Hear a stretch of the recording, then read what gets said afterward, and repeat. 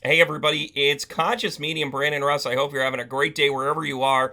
Today is a day of significant change. There is an astrological bombshell going off everywhere, and we're going to take a look at three different things that have happened in the world today on June 28th, 2022. And as we compare them astrologically as to why today was the day for things to come down, like the Galen Maxwell sentencing. Second of all, for the news out of Russia about Putin and who's in his court. And last but not least, you can't escape it, especially if you're in the United States, the Donald J. Trump trial, for lack of better terms, and I know it's not the trial, but these hearings are truly laying out the January 6th insurrection was an orchestrated effort by a sitting president. Stark, chilling information coming out. We're going to take a look at the stars, do the comparison, and take a look at all three of those situations, and what do they have in common? Stay tuned as we take a look at the Bombshell Tuesday in Astrology. I'm Conscious Medium Brandon Russ. Like and subscribe as we come back. All right, everybody. Thank you so much for joining me. It's Conscious Medium Brandon Russ. We've got a lot to get to today. First and foremost, though, I'm going to actually talk a little bit about what the astrology of today looks like. Right? We've got the sun in Cancer. We've got the moon in Cancer. We have Mercury in Gemini, and we have Venus in Gemini. Now, what do those combinations mean? You've got two very kind of warm water signs, and then you've got two very Gemini, kind of a little bit cold when it comes to the emotional things. But hold on a second. Then we've got Aries in Mars and Jupiter, holy Toledo. Although none of these are actually in conjunct, except for maybe the sun and the moon for whatever time frame it is, during the day. We're actually looking at what are known as kind of wide conjuncts. In other words, they're in conjunct, they're in the same sign, but one's over here, one's over here. To be conjunct, you want to get it within 10 degrees of one another. By the way, jot that down. You're learning as you go. But what's actually also happening here is that you've got a water sign that has a two planet dominance in the sun and the moon. And then you have Mercury and Venus that are in Gemini that are doing kind of this dance of like, hey, we kind of love you. We're going to kind of step back. Communication isn't really our key. But hold on a second. Then we have Aries sitting there. That is totally and absolutely absorbing Mars and Jupiter right now. So Jupiter and Aries, and we've talked about this in other videos. You can check out the stuff that Penny and I do. We talk about these things at great lengths, where Jupiter in Aries is definitely the war sign. Mars in Aries is the war upon war sign. By the way, let's not forget Saturn and the other outer planets. Saturn's in retrograde. Saturn's sitting in Aquarius and basically saying all the structures that you have are about to become undone. So the things that you were actually thinking were concrete are no longer concrete. That's true to be said about Galen Maxwell, Vladimir Putin, and Donald J. Trump. Oh, let's keep going.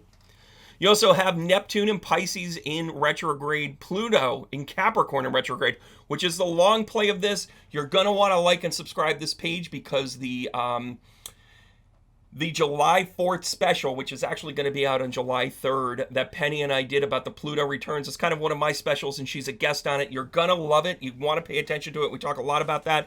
It's about the undoing of the structures that do not work for us.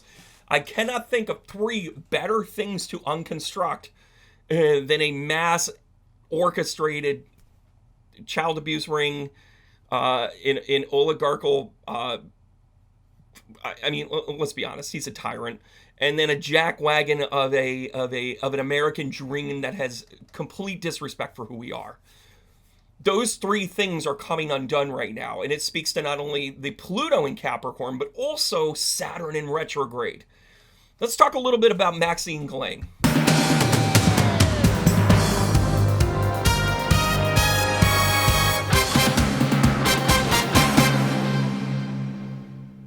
All right, everybody. Now, Ghislaine Maxwell, of course, was the number 2 in the Jeffrey Epstein pedophile ring. He's got the island, all that stuff. We don't really need to go into that too much. She was convicted of all these wrongdoings. She was convicted of a 20-year sentence today. You can make the argument as to whether or not that's enough. You can talk about whether or not this is kind of like a pandering thing.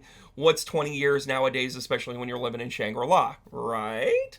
Well, she's a Capricorn. And by the way, if you're going to form a company, an effort, strength by numbers, you're going to need a really great number 2 and very important soldiers. Ghislaine Maxwell fits that to a T. She's also a Gemini rising. Did we not mention how cold Geminis can be sometime? How fake they can be? Well, as a rising sign, she's full of shit. She's got a Leo moon, and quite frankly, that just kind of stems itself to being... this tells me that anybody that's in a relationship with her, so long as you stroke her ego, you're going to get what you need, so long as you work with her from an emotional standpoint. Now, how do these two signs come together? Well, couple of things going on here. She is so strong in the 10th house. She's actually strong in 3 houses. She's strong in the 8th, the 4th, and the 10th. Now, the 8th speaks to, I'm going to go back to this in a second. The 8th is actually the Scorpio house. And by the way, start to notice the trends that I talk about here. The 8th is sex, death, taxes, other people's money, etc., etc. She's kind of got a leech attitude in all of this. And part of the reason why that would come up and bite her in the ass today is because one of her placements are really, really important. She is an Aquarius in the 10th house. She got called to task with everything that she is doing. She is kind of fakakad here. She was kind of upside down with a lot of the things and ideas that she had. Incredibly talented person. But one of the aspects that she really fell short on in the potential that she had, having that Capricorn sun, which was in the 7th house and about relationships. She knew how to make relationships, but she had so much other stuff in the 8th house. She had her fortune. She had, what did she have? She had Saturn. She also had Mercury. So she was able to really talk about structure, but of course it's sitting there in the 8th house, which is that sexual tension and energy. Okay, now her 10th house comes along, and sweet Jambalaya is sitting here in Aquarius. She's all about getting her due. She's all about thinking about maybe getting to the higher level. Something in her brain was about, this is how the world works. So either she was raised to understand how to bend, fold, and manipulate people for other people's gain, just read up on her father, or she actually thought that what she was doing was connected to the greater good. One of the other things that I really want to point out to this is that Neptune was in the 6th house. This is kind of an oddly unintuitive placement, quite frankly. And just because you have Neptune in the 6th house doesn't mean you're not intuitive. That's not what I'm saying. But for someone like her, the 6th house is about your friends and family, right? It's about your surroundings. It's about your personal health, right? Neptune sitting there, when I say unintuitive, I mean how it's not an outward intuition. It's actually an inward intuition. In other words, she knew who her enemies were. She knew who was going to come after her. She knew right from wrong. She knew what she was doing was not good. Why does that play out today? Well, here in the 10th house, that Aquarius mix into the Libra understanding of the balance of justice, the liberty part of you being able to say you're going to be taken to task, of course it was handed down today, right? And then going into Scorpio, that is just retribution for the sexual activities, the sexual crimes, whatever it is that she was partaking in whatever level it was, she was called to task on. It's a really interesting dynamic to me, and of course it was handed down here, right? By the way, also in the 10th house for her was Jupiter. Go big or go home in Aquarius. You, my dear, had a very intricate way for you to be able to stand in there and get hit, right? So, and I'm sorry, I misspoke. Actually, her Saturn's at Capricorn. So she really understood foundation. But this proximity with Jupiter, her ego was going to get the better of her. 100%. And by the way, it was opposition to her moon, to her Leo moon. So, of course, she was going to use emotional value to get what she needed because it sat here in the 3rd house. So she knew how to kind of be a little bit foxy when she needed to be. Galen, enjoy the orange, honey. Ding, ding, ding. All right, guys, moving on. We're going to move on to... and by the way, in a totally unrelated kind of humorous thing, I'm going to say that Mr. Putin promptly cut off a few of these branches just to send a message to the other trees. Sorry, it's a bad joke. So why has Vladimir Putin kind of had a bad day here? Well, I'm going to tell you a couple of things right out of the gate. News has come out that somebody in his inner circle is finally plotting against him and actually making it very public that he needs to watch his back. Whether it's a matter of trying to sell out another person, get him off his game, whatever the tactic is, It's effective because it's making not only headline news, but he's also taking action. So here we go, everybody. He is our famous Libra in the 10th house, everybody. By the way, Libras can be the most fun at the party, or they could be the coldest fish in the room. Gemini, life of the party, fish. Aquarius, life of the party, cold fish. This cold fish also has a Scorpio rising. Oh, and his moon, just for good measure, is a Gemini. So remember when I talked about the Cancer, Gemini, Aries, right? Sun, moon, Mercury, Venus in Gemini. This is like his love language in a weird sort of way. Deception. He loves it. He loves it. He's been doing it for years. Why stop now, folks? Oh, yeah, that's right. They're ganging up on me. So also, his action in the 10th house, and again, this is his public persona. This is what his career leads to, right? He is flat out a Leo. So the junk that he's going to throw around, sitting in his midheaven, and by the way, he's 2116, and if somebody wants to do the math on that, that's a 1, everybody. He thinks he's the most important person in the room when it comes to this, right?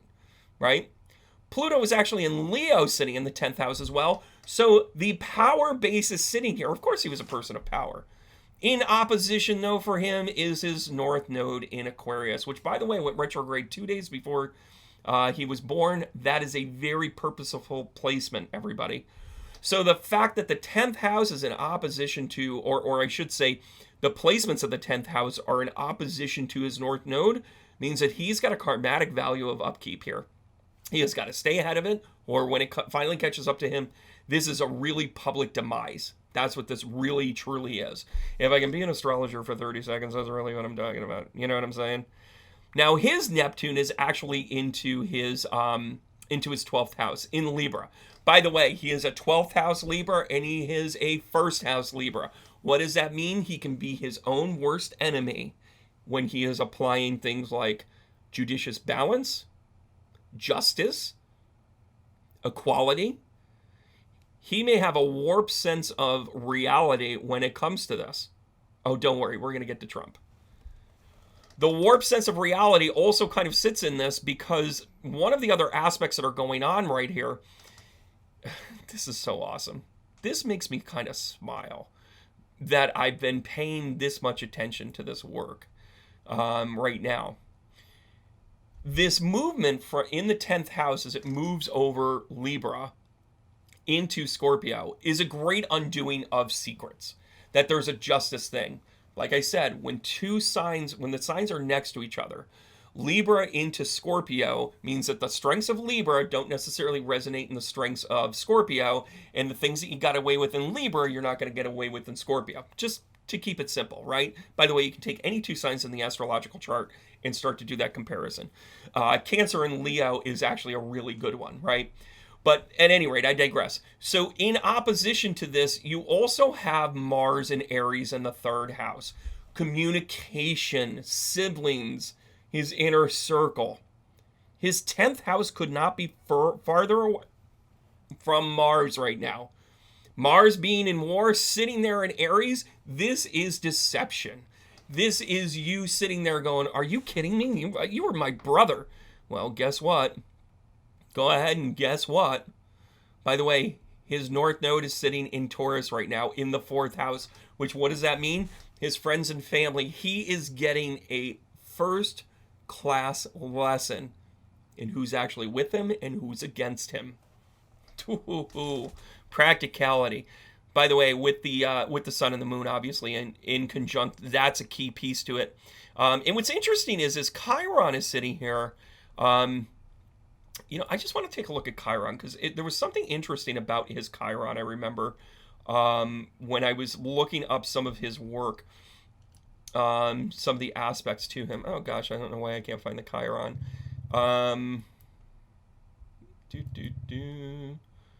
And there we go. So Chiron for him, yeah, he's sitting in Leo. I'm just going to say this. I think he's got a really upcoming thing with him that it's just in his face, everybody. It is in his face. This Gemini moon, this kind of two-faced emotional thing, playing both sides, it's catching up to him. And, and again, this Neptune in the 12th house and Libra being in the 12th house, this is like a full circle thing, everybody. Putin is going to eat crow here. There's something going on. But that biggest aspect of Mars being in opposition right now to the 10th house, to Libra, come on, guys, like, can I explain this anymore? All right.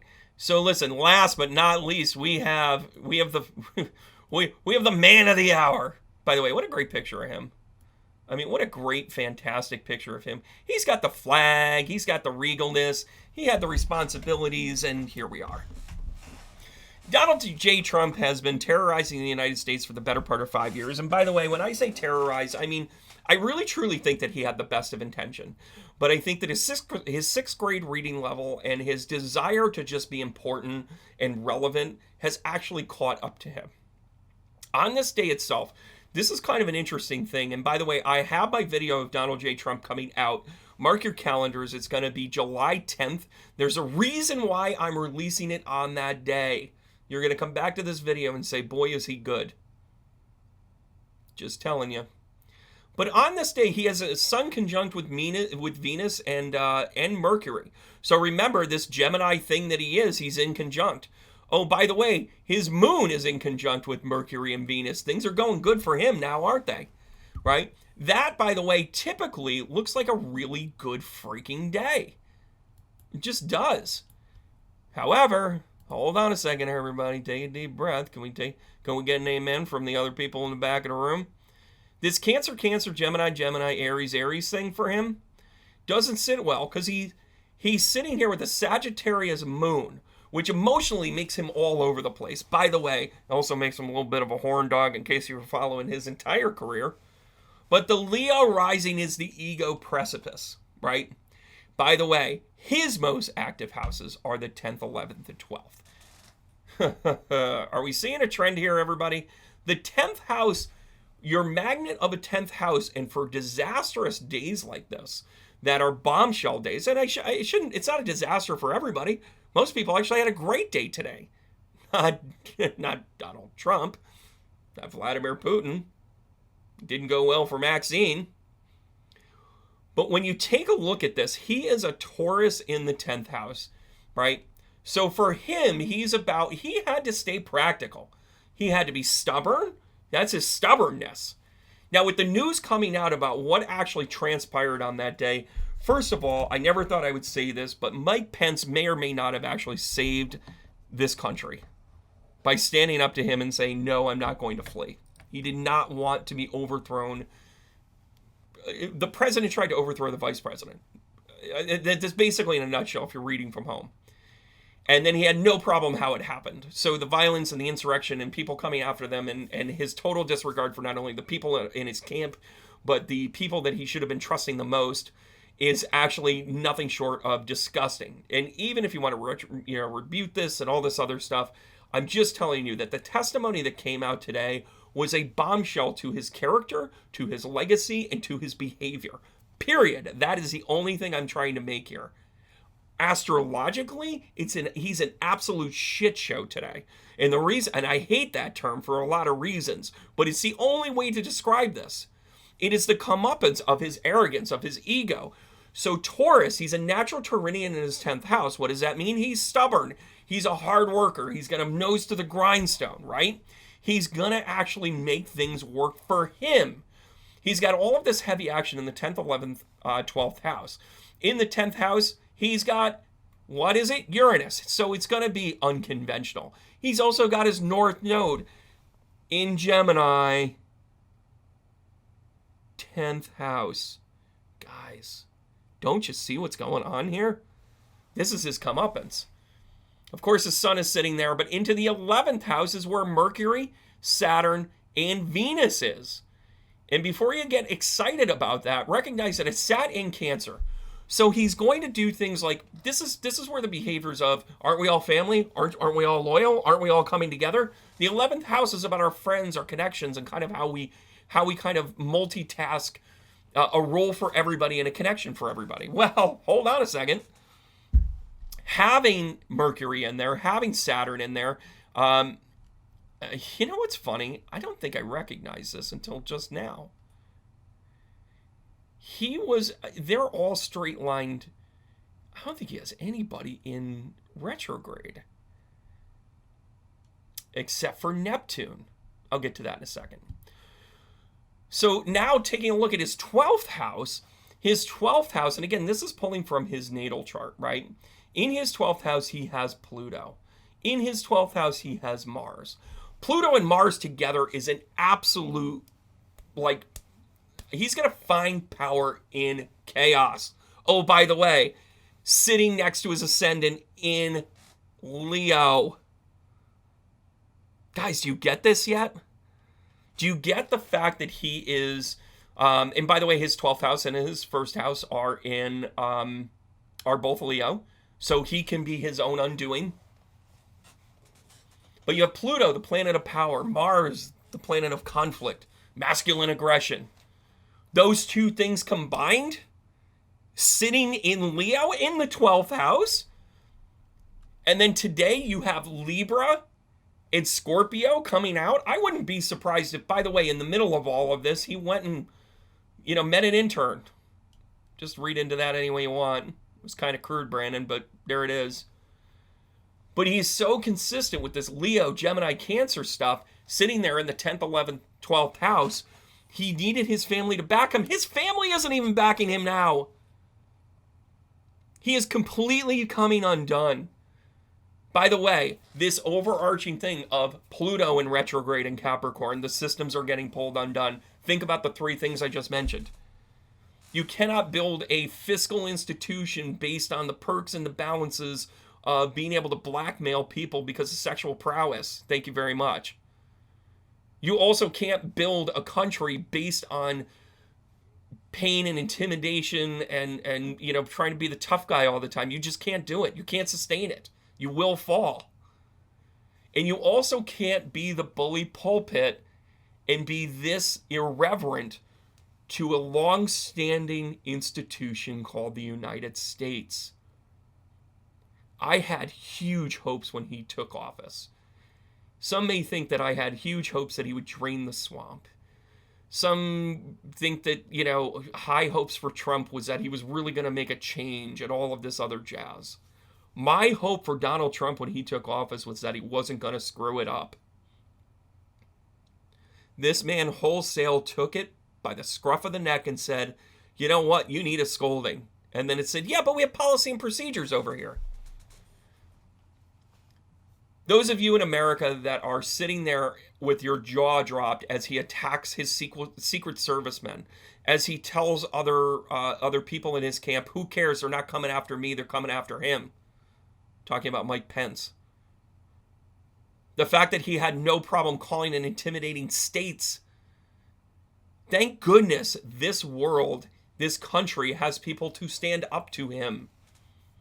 I can't believe I'm saying this, but Mike Pence might have saved this union. Bill Barr might have saved this country. There are people that stood back and didn't do anything. They're being called to task. The ones that are standing up and doing things right now, the aides to Mark Meadow, she was incredible. Not only was she poised, but she was direct. That's who I want in charge. By the way, no more of these old guys, no more of these old people getting in there. And by the way, both sides of the aisle, this is not an aisle conversation. This is, let's have people with integrity in the seat. That's a great picture of him, isn't it? Dipshit. This was your day of reckoning. Everything else is a domino to fall after. There is nothing left to say. They literally laid out exactly his behavior to undo the Constitution of the United States and the will of the people. Forget about trying to defend the idea. That's what people do when they triangulate. That's what people do when they gaslight. He cannot gaslight. There was a fact on the table. Well, you can pick apart the aid and you can pick apart this and nobody can corroborate the story. It's sitting right in front of us, everyone. His undoing, and the bombshell today was the comeuppance that we have been talking about for a really long time. January 6th was one of the worst days ever for Donald Trump astrologically. The video's coming. I'm going to have to add this day in too now. But to complete the dynamic and understand why this was such an important day, because Saturn was in retrograde in Aquarius. Saturn is trying to get us ready for the next level. Pluto is in retrograde in Capricorn and saying, is this the system you want? The weather and the condition of Mars sitting in Aries with the conjunct of Jupiter basically saying, now's the time. The Mercury and Venus and Gemini is just kind of that cold fish of like, could you come to the office and talk to us for a minute? And the Cancerian energy of the sun and the moon right now is that we still are family, both as a human race, as a country, as a world. We got to start getting this right, everybody. We have to. This was a day of opportunity for us to begin to shed the light on the secrets, the lies, and the deception, for us to move forward so we can be a whole person, to have our world be whole, for us to appreciate the land and understand that the systems that we build around it have to come back to us understanding our earth. And by the way, I'm not an environmentalist per se. We just have no appreciation for it. We have no consideration for it. We need to start considering it. Other people, but also taking on personal responsibility. All three of the examples that I'm giving you today are people that did not hold themselves accountable at their day of reckoning. By the way, and it is a day of reckoning. The way that I'll just put my face anywhere. The way that we begin to recognize that people are moving into the age of Aquarius is when they hold themselves accountable and how they do it. Galen Maxwell, whatever the hell her name is. I'm sorry, her new name is 073427894. Some of you got that. At no time did Galen say to herself, or she couldn't have said to her, so she had to have said to herself, is this the right thing to do? This is bad. But instead, in holding it accountable and saying, I'm sorry, this is wrong. I will pay my penance. I will pay my dues. She didn't do it. Vladimir Putin has overstepped his boundaries, not only in Ukraine, but with the Russian people. By the way, they're taking to the streets. That's coming too. In his camp, they're turning against him. This is a great day of reckoning.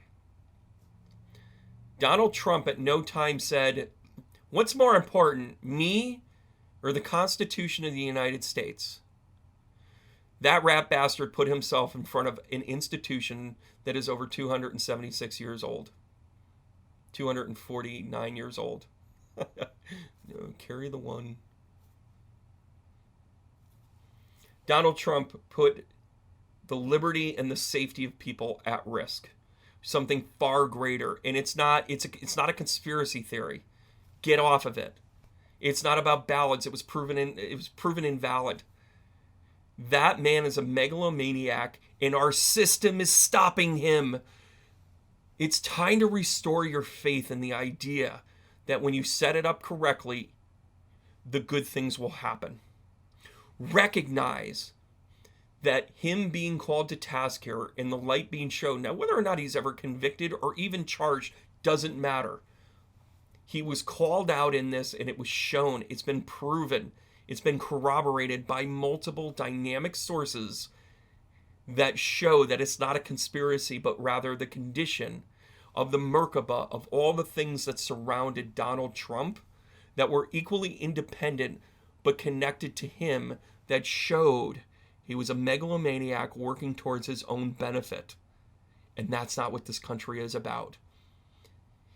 Even capitalism is not about how you get ahead. It's how you get paid for hard work. Donald Trump hasn't worked hard in a day in his life. He's manipulated things from day one. His bad form and poor grammar aside, recognizing that he was someone that should have never been put in charge, because our system did fail us at one time. We had two non-viable candidates. He was the lesser of evils to most people. That's how he came into charge. Those are the things we need to fix. I want to thank you for joining me for Bombshell Tuesday, everybody. Bombshell Astrology. Ooh, that could be a whole segment. By the way, I'm getting this video up right away on June 29th. Penny and I are doing our chart review. Make sure you tune in for that. It's great fodder. She and I do a lot of work. If you don't enjoy that, it's two astrologers talking about the astrology of the day. We actually compare our charts and see how compatible we are, how we like each other, and what drives us crazy. It's kind of funny, actually. But I want to thank you guys for joining us. And seriously, there is a place in all of this for astrology. Pay attention. Thanks so much for coming along with me. I want to give you the heart tap, tell you and remind you to keep going, and that we love and care for one another, and to remind you to keep going. I don't know, I'll get my own tagline right. Thanks again, guys.